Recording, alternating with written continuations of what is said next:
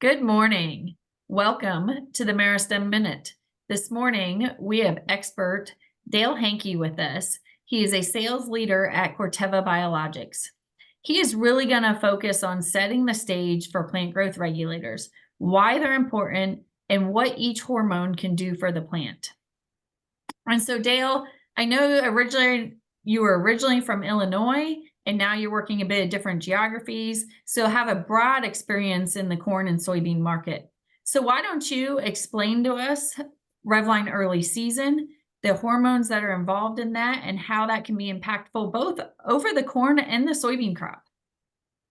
Sure, thanks, Melanie. There's a lot of attention on biologicals and PGRs, and when we talk about corn and soybeans, especially with the REVLINE lineup of products, PGR is really a bit of a misnomer. We're not really trying to regulate growth as much as we are promoting growth.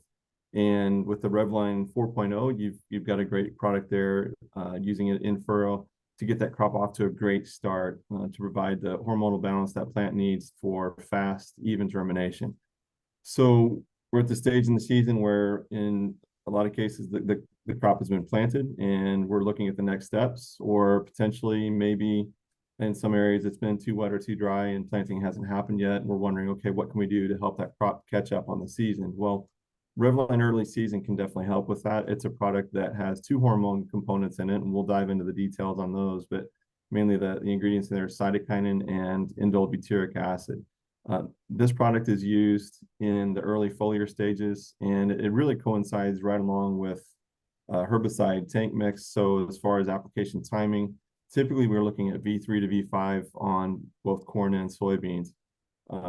If we look at the two ingredients there, the cytokinin and indole butyric acid. So indole butyric acid, really, we usually abbreviate that to IBA. So IBA is an auxin.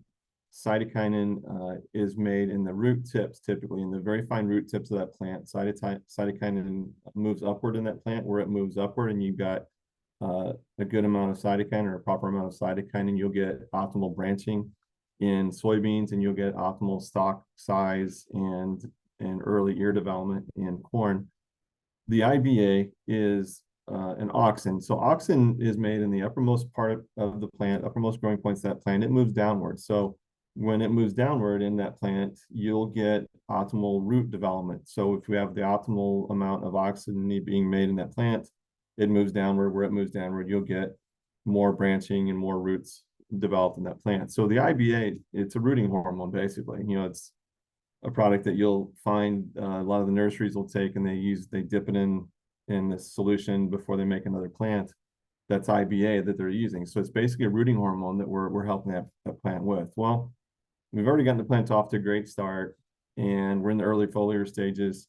Why do we care about rooting? Well, we can still affect and have optimal root development. We still want to develop that throughout that plant's life cycle. And mainly because we know that the roots are going to take up water, they're going to take up nutrients, but also a lot of those hormones are made in those root tips. 4 out of the 5 main hormones in plants are made in the root tips. And so we want to help develop that root system as much as we can. But when we're looking at this early season application timing, the early V stages, we really want to set that foundation for that plant for the reproductive cycle and to get yield at the end of the season. It's like building a house. We're starting with a really strong foundation. We're still in that area where we're building the foundation, and then the rest of that comes later. But when we look at the two ingredients, mainly the cytokinin and the IBA, we want to have optimal amounts of those two hormones in there so that we can get that optimal development in that plant. There's a third hormone called gibberellic acid that plant will make on its own, typically as we get that plant off to that great start. That's perfect. As I've been out in the field and working with plant growth regulators as well as nutritionals, I think one thing that really sets the stage or can be very, very impactful when you're using hormones is pairing that with a nutritional. So why don't you talk to us about that, Dale? Yeah, so you're doing everything you can to get that crop off to a great start. Once we've gotten it off to the great start, we're in these early foliar stages, and we've got this really optimal growth opportunity where we're applying the REVLINE early season. So we're providing these hormone ingredients to give that plant energy or to help it with its energy levels. Well, just like a hungry teenager, if you've got a lot of energy, you need a lot of food. So we don't want to skimp on the nutrition. It's really a 1-2 punch where we're providing a PGR, we're providing optimal nutrition, because if that plant has everything it needs from a hormonal standpoint, we still have to have the nutritional components there to help that growth. It's not enough to have just optimal hormone levels. The plant has to have the nutrition there to grow optimally too. So it's really a 1-2 punch. So really good balanced foliar nutritional program along with the REVLINE early season would be a really good combination. So I heard you talk about V3 to V5 and that really being optimal timing for application. And, that makes a lot of sense in terms of really feeding that plant as well as reducing stress, because especially in terms of corn, we're focusing on that ear size development. But then even when I think about soybeans, we're causing branching, and the more branches you have, the more nodes you have. And so in turn, we're setting that plant up for a greater yield in the end. So, we say V3 to V5 is the key application timing, but is there wrong application timing? Can you go too early? I don't think you can necessarily go too early. We want to have enough foliar structure there to get good application with that plant, but the roots can take the hormones up also.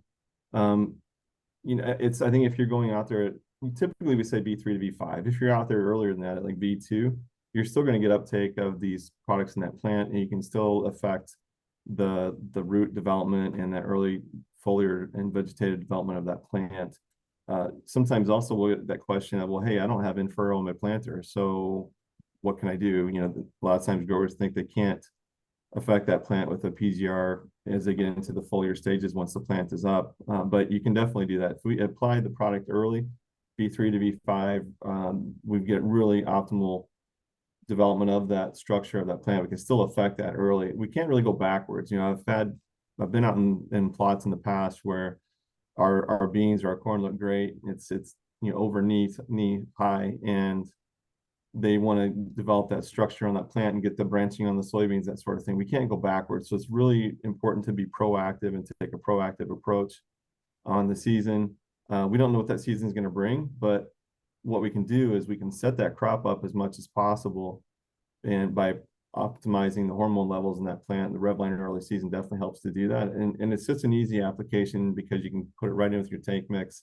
You don't necessarily have to go out and make a separate application of the PGR. You can definitely do that.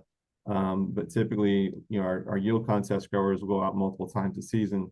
But the REVLINE early season really coincides with that early vegetative stage where we can still affect the early development of that plant. In soybeans, we're getting optimal branching, and we're stacking the internodes in that plant. You'll see a thicker stem, and you'll see the stacked internodes and better branching on that plant. Unfortunately, by the time you see that later in the season, you can't go backwards. So we want to make sure we can do that early. And like I said, it's very important to be proactive. And typically with PGR products, you can use less product earlier in the season. As you get later into the season, it requires more use of PGR components. But the REVLINE early season, it's only 2 ounces per acre. So it's not going to take up a lot of space in the tank, but you definitely can affect the architecture of that plant in both corn and soybeans. Thank you, Dale. With commodity prices slightly low but recovering, it is truly important to make the most and get the most bushels out of each individual plant. So it sounds like REVLINE early season would be a great option to continue to push that plant and facilitate that yield. And so thank you, Dale. Appreciate it. And with that, that is your Meristem Minute.